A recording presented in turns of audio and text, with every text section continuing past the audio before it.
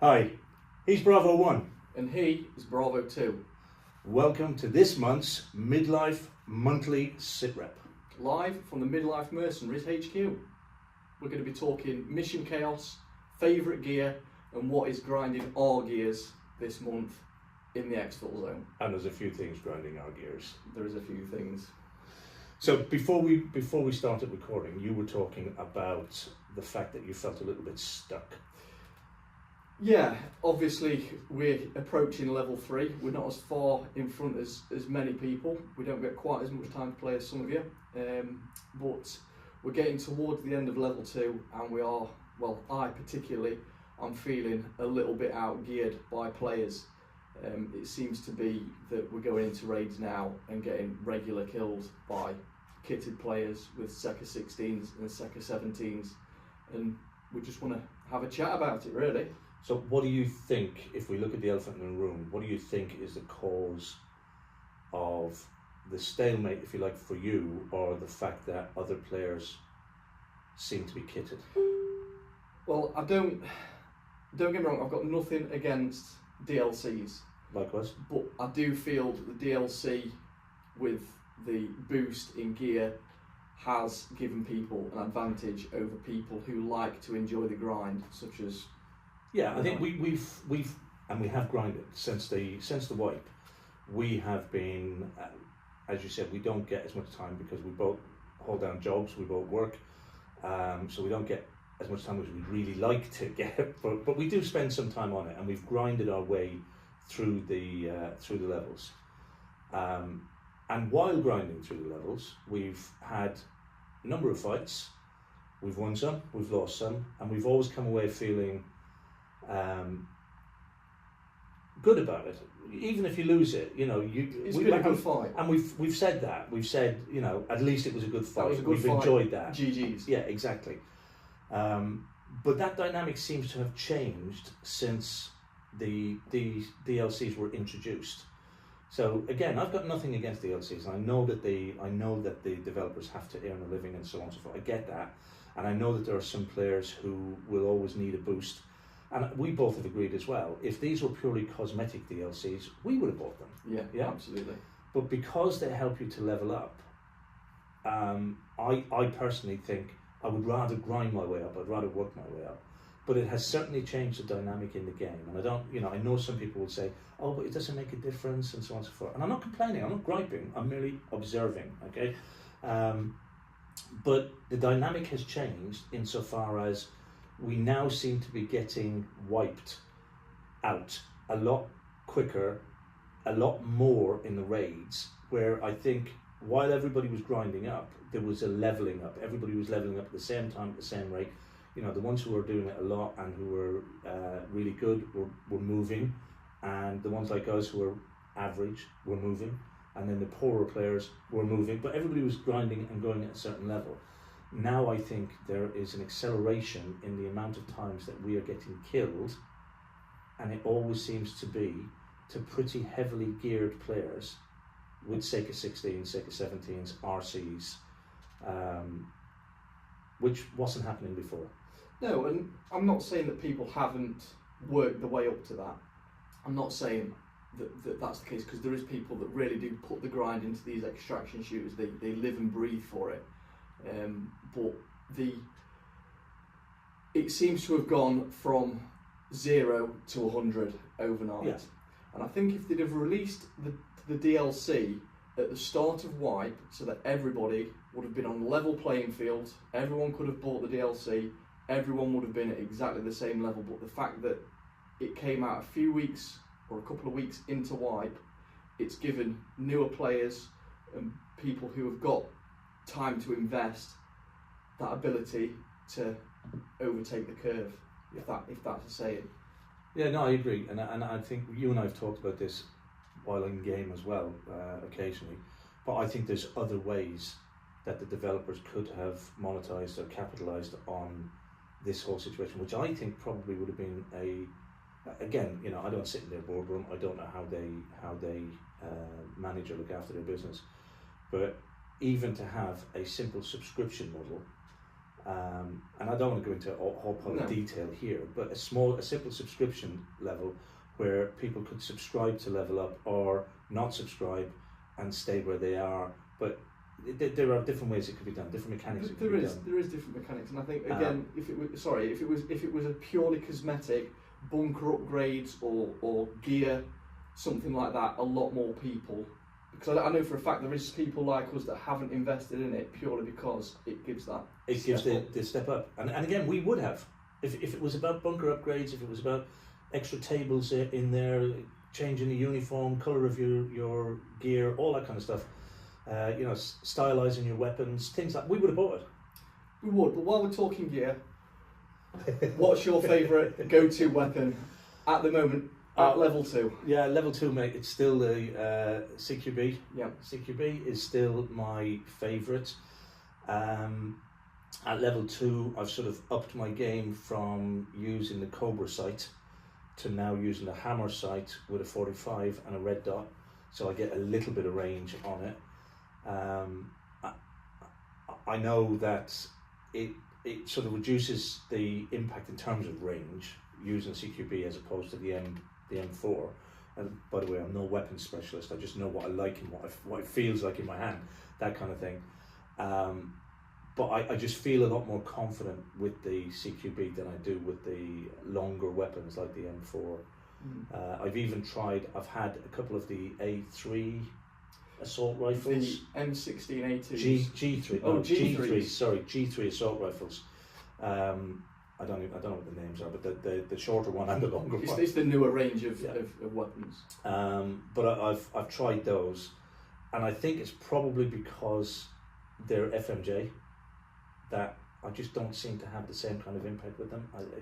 I'm not as comfortable with them. Obviously, we've not got better ammo for those caliber weapons. We are stuck at FMJ with those, unfortunately, and that's just not going to cut it when it comes up against heavily geared players, as we've found out very quickly. Yeah, but going back to your question, the CQB with a fistful of grenades, that for me is 318 ammo, of course. Yeah, at the minute. At the moment, yeah, we're getting there. I don't know how so many people have 995 already, but some have. But yeah, that would be for me. What about yourself? For me, as I mentioned, it's the M16A2. Even though it's a level 1 rifle, only has single shot or burst mode, it is still my absolute go-to for early wipe. Hitting those long range shots, especially now with level 2. The 4 times ACOG scope with a 45 degree and a red dot, it is quite capable of handling most situations. The only place that I feel like it lets me down is close quarters combat. If I really need to hold the trigger down, I'm just getting a 3-shot burst, and it's not. You need a fast finger. Well, you can try, but it does get outgunned at close range, especially if people have got fully automatic rifles, which again we're coming up against. But I prefer to play the mid to long range fights, whereas Captain Run and Gun here prefers to face check people and get put on his backside. I'm learning to be more tolerant, but I just have to get into the fight. But what about the bum box? You've just started using the case. Yeah, I mean I was again sort of anti the the jailhouse wallet. I was anti that initially, and I thought, I think, in my view, I thought it took away from the game a little bit, because going out and finding good loot on people was all part of the mission. But it's there, and it's there to be used, and I started using it yesterday, last night. Yeah. I started using it last night, and I've instantly fallen in love with it. So I can see the value in having it, but it's still, it upsets me to think that I've killed somebody and they've got some gear stashed. It steals that enjoyment of taking a GPU off somebody that's found it, and it's And so again, the DLC, and I'm not hating on the DLC. The DLC weapon, the cases that you get for the DLC are obviously a lot bigger than the standard ones that we're working our way through. Yeah. And again, it gives people that advantage, especially people doing the bankroll run, that they can get out without any repercussions. Yeah. Once you stack it up with some cash, and doesn't matter what happens really, because even if you have to go back and heal yourself, as you told me the other night, 6.5K when you've taken out 300,000, that's you can live profitable. with that. It's you profitable. Can live with that. And we get to buy more gear that we keep losing. So that is one of the advantages. where we're at the moment. I mean, I've got my generator up to level 2. I've got my crypto running as of last night as well. I looked at that this morning, and it's already earned something like 48,000. I don't know what it'll be like by the time I go back in and have a look. That's quite good, because that means on a daily basis it's a kit. Yeah, really, of course it is, as it stands at the moment. But we've done a lot of missions to get to this stage. So what has been your favourite mission, and what has been your most frustrating mission so far? The most frustrating mission, as bizarre as it sounds, has got to be killing Iron Wolf at the police station. We've tried to do it so many times, and the amount of times we've gone to the police station and the scabs have been spawned and he's not been there has been miserable. Are we releasing that video? The one, he's here, oh, he's killed me. We can have a look. That might have been deleted. I don't think it has. But on one occasion, he spawned, he was there, he came running out of the police station to greet me, and he lagged across my screen and shot me. And I was dead. And that's what he's telling us. It was pure. It was a lag issue, not a skill issue. Yeah. It was a lag issue. But my favourite raid so far has got to be the Max's Money, which was it was a phenomenal few raids that was, and it is going to be released as a 3-part video series. Just the whole events that surrounded getting Max's Money from that park bench and the dump truck to getting it put down. I think it took us a good 3 or 4 goes, and there was plenty of chaos that ensued, and it was just a great experience in the resort to do that mission and have so much chaos. But what about you? Favourite raid, worst raid? My least favourite, or the most frustrating one for me, was that night that we got killed in Dam. Oh. 4 separate times when we went in just to drop 2 trackers, because I've got the other trackers done. Yeah. I had 2 trackers that, by the way, I still have to do them. I still haven't got them done. Forklift in the factory area, 2 forklifts. So that was my most frustrating evening, because it just nothing went right. Every time we went in, we got hit, and it just became frustrating after frustrating after frustrating. It didn't seem to matter where we landed, where we turned, where we ran. Dead to a 995. It was a 16 and a 995, and boom, you were finished. That was it, job done. So that was being my frustrating. Do you know what? It's very hard for me to think about what's my favourite, because I genuinely have loved getting in and getting them all done. The ones that we've run together on, the ones that I've gone in and done solo on my own, the one I've done with a couple of other players, and notably Justice. Hey, Hi Justice. Nice to see you out there. But yeah, I do think this wipe has been the update as a whole has been a massive win. Absolutely. Actually, let's talk about that as well, because when we did the bunker walk around at the wipe, I expressed some frustration over the amount of space we had and the storage and so on and so forth. But I now see what was happening, because when you start to open up, and I've got A and B open, not C yet. I've got A and B open. No, I have A, B, C. No, you've not got C. C's the last one. C's the big one, isn't it? Right. So I've got A and B open in terms of the storage. I've got my medical all sorted pretty much. I've got the kitchen we've got the fridge running, but other things to come. And it bloody well works. It's good. I do miss some of the stuff that they had where we could store the magazine, not magazine, the pouches and stuff. But then I am a bit of a pouch hoarder. So I miss that storage area, but I'm making use of the Dexian shelving that we have in the room. That's working for me. I've worked out a system where I'm using bags to store stuff So I, when I know I want to upgrade something, I can collect what I need in that bag, and then once I've got everything in that bag for the upgrade, I just toss the bag into the conveyor belt, and it's ready. So I'm not having to sort through the boxes and things to figure out what's what. I'm literally, put the transformer in, put the chip in, put the oil can in, and it's in a bag. Collect that until it's ready, and then go. So that's all working really well for me at the moment. And I'm not going to say I take back what I said, because my frustration at the time was real.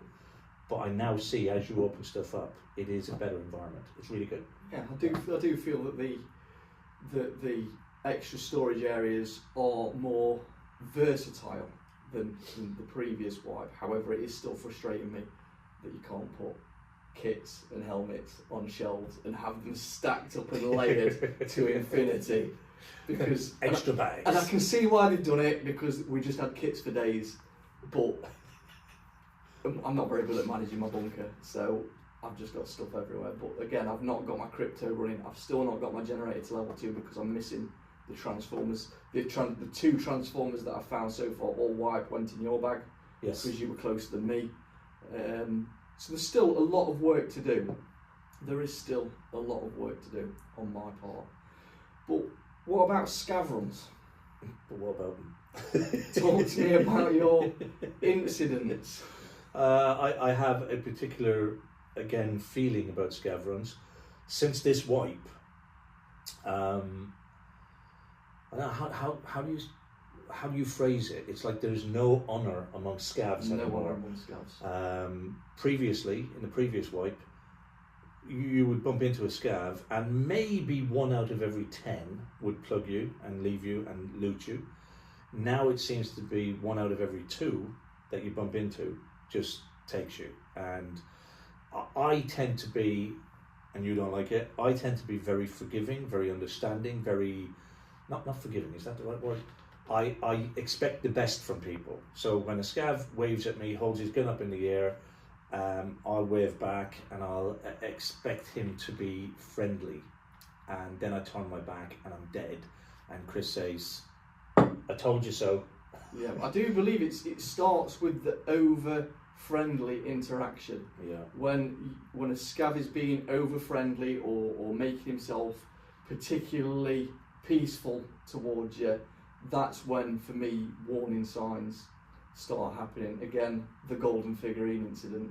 Mr. Happy there, giving us a bit of loot here and there, following us around, only to shoot me in the back, just as I found the golden figurine. Yeah, and then a very similar situation I had just yesterday, wasn't it? When this guy started following me around, and he took off his vest, he took off his weapon, he threw them on the ground, he was handing me medical items, and then as soon as I turned my back, boom. And I hate to say, you told me. I told you so.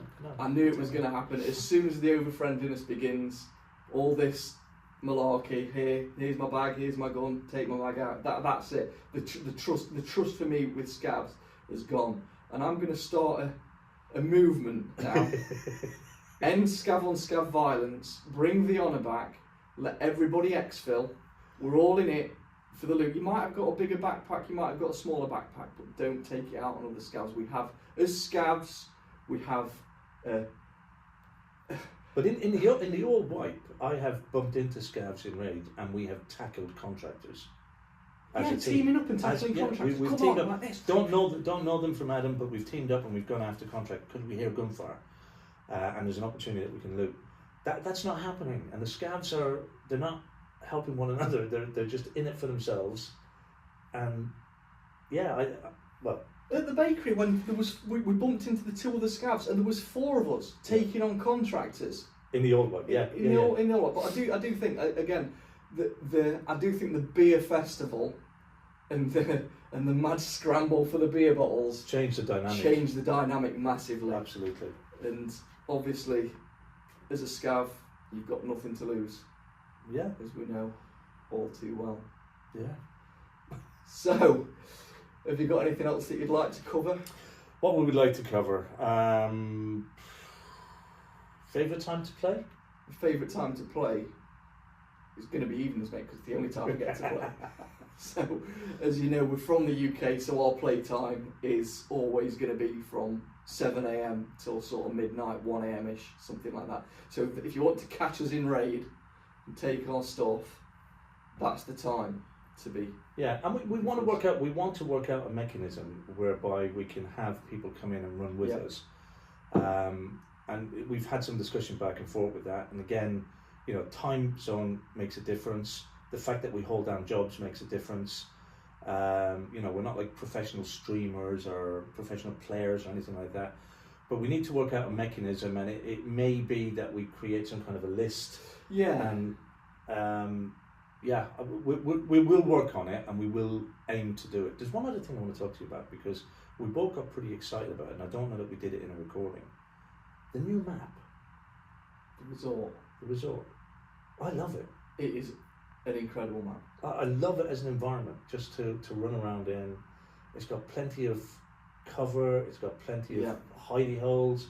There is still places where you can get some range on people as well. Yeah. It can be a really good strategic map. It flows really well, and the amount of pinch points and sniper positions and places where you can catch people slacking is unbelievable. They've done an absolutely brilliant job of that map. Absolutely. A brilliant job. And that exfil that's out on the jetty, that's right behind the resort hotel, is run for your life. Unbelievable. Yeah, one day I'm going to sit in the top garden there with a sniper rifle when we get that far where I can get a decent scope on it. But one day I'm going to sit up there just for the whole of the run.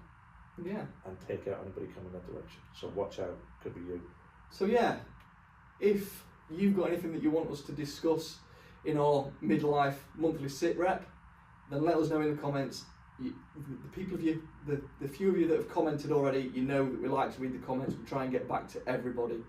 And as Bravo 2 says, we are working a way to run raids with you guys. Obviously, it's a very new channel. We're still working out the logistics. We have got a Discord working out in the background, so that could have something to do with it. But we hear you, and we want to play with you guys as well. So, from me... Well, and don't forget that when we get to 500 subscribers, of course, 2 random subscribers will receive.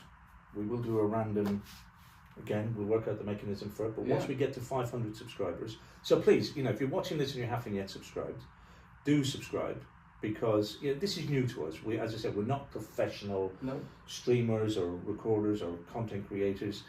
We're 2 old gits who enjoy the game and have decided that we want to share our journey with you. So come along with us, click the subscribe button. If you've got something to say, good, bad or indifferent, comment, because we love to hear the comments. We'd love to hear if there's particular challenges you want to set us, and that's an idea. You know, set us some challenges to go and do, and we'll do them, we'll take them on. We'll play the game, because we just enjoy playing the game. Yeah, we don't want to follow suit, we just want to have fun playing the game and provide some entertainment. And bring you along with us. And that's it. So, from me, Bravo 1. And from me, Bravo 2, that is your Bravo team SIT report for this month. Done.